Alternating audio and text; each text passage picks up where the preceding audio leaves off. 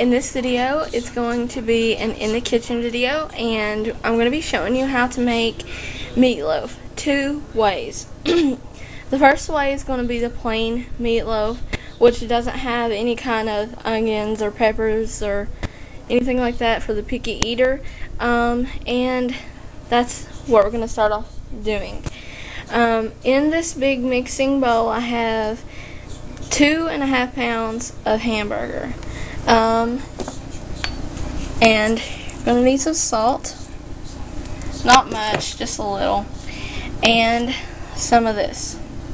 And I'm not going to attempt to pronounce it in case I say it wrong, and then everybody's got a problem with it. But this, and all the stuff that I'm using is mainly from Save-A-Lot brand, because meatloaf can get kind of expensive to make. So we need probably about a tablespoon of that in there, and that's kind of optional. This is just how I was taught to make it. This is something that I learned to do from my mom. And nextly, you'll need saltine crackers. You'll need 1.5 packs is what we're going to use in this one, as well as the other one. So 1.5 packs. 2 eggs, and 1.5 bottles of ketchup. So 1 full bottle and 1/2 of another. I cracked both of the eggs into the mix there, and then I'm going to crush the crackers into the bowl. I'm going to do that off camera because it's going to be kind of hard to hold the camera and crush crackers. So I'm going to crush them and come back. I have all the crackers, 1.5 packs, crushed into the bowl. Next is ketchup, and what you do is you just pour it in there.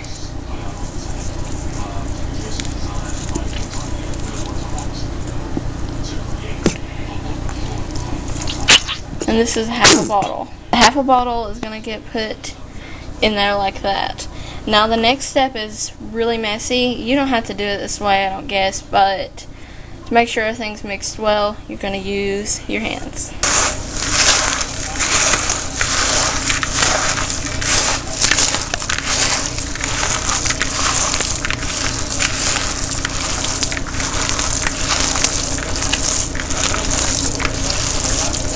Once you have everything mixed together really well, you want to transfer to your baking pan. Whatever you're going to bake it in, you need to transfer it there. And since your hands are already in it, just smash it out with your hands. Make sure it's all even. And this is probably, I think, a 13x9 pan. And to make, then you're going to do ketchup again and do the top layer.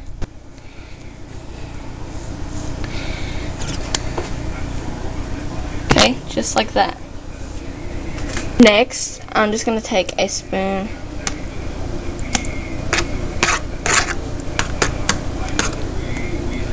spread that out.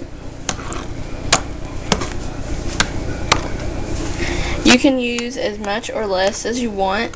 It's going to bake and create a really tasty top layer.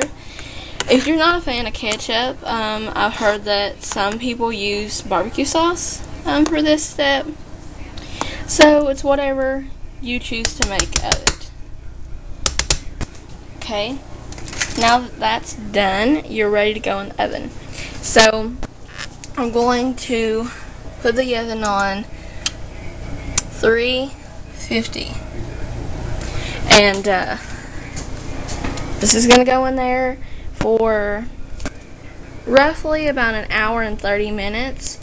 And you need to, when it comes out, kind of like take a fork and bring some out of the middle and taste it, because it's not going to brown the burger because the ketchup's in it. It's going to remain red. So that's how you kind of tell if it's done or not. And so roughly about 1 hour and 30 minutes. Now you can cover these with aluminum foil if you'd like, which is what this one's going to get, and the next one I'm going to show you how to make is not going to get that. But either way, it doesn't matter. So this one's done for now, and now I'm going to show you the other way to make meatloaf for the less picky eater. Once again, you're going to start out with 2.5 pounds of hamburger. Do the salt again. And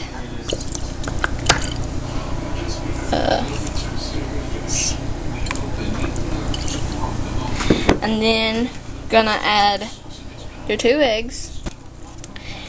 And I'm also gonna crush the 1.5 packs of crackers. They're saltine crackers in there, and then I'm gonna come back. You have all of that stuff done. The next thing would be to do is add whatever vegetable or any other thing that you would like to go in your meatloaf. And it doesn't have to just be onions and peppers. It can be mushrooms, different colored pepper. I'm using a green pepper. You could use a red pepper, you know. If you like spicy foods, you could use, I mean, a meatloaf is kind of what you make out of it. Like, you can stuff it with anything you want. It's, you know, all based upon personal preference. And the reasoning for doing this video is just to show you how I make it and how my mom taught me to make it. So this is that way. But like I said, you can put mushrooms, different colored peppers in there. You can put chunky tomatoes in there. You can use tomato paste instead of using ketchup, barbecue sauce, whatever, you know, you like. So with that said, I'm going to be using the onions and the peppers. And I prefer to use them really little sliced. They're not really fine sliced, but they're small slices instead of big chunky ones. So the next step would be to add ketchup and to this, and then you're going to mix it all together with your hands again. Now the mixture looks like this, and you're just going to get in with your hands again and mix it all together.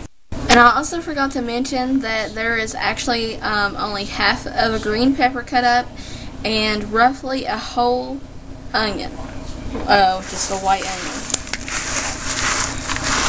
So you just want to get in there and mix it all up with your hands.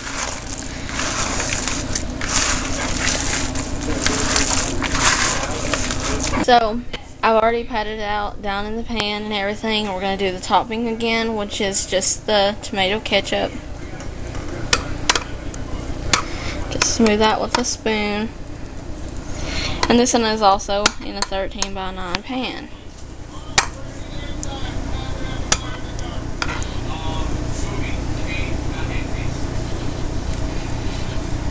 Just try to do an even layer. And also, throughout the baking process, some of this evaporates.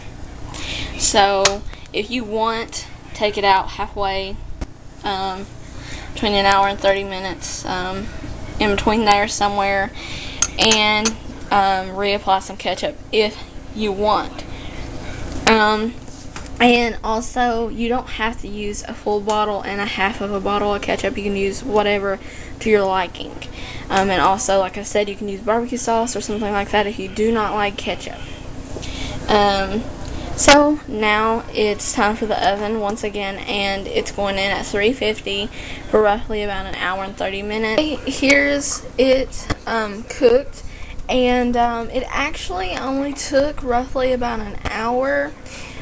So keep that in mind. Everyone's ovens are different, so it could, in an older oven like my nanny's, it takes roughly an hour and 30 minutes.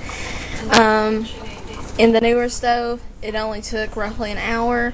So keep that in mind when you're cooking this, and that's what it looks finished. That's one's the onions and everything for the not so picky eater. And for sides, I'll just run through what we're gonna have. Some deviled eggs, mashed potatoes that aren't done yet, but they're the real potatoes. They're cut up and they're boiling now, and we're gonna have green beans. And for whatever you want, you can do, you know, rolls or whatever side you want. Make it your own meal. Hope you guys enjoyed this video, found it helpful, and you'll try this recipe. If you do, let me know. And thank you for watching.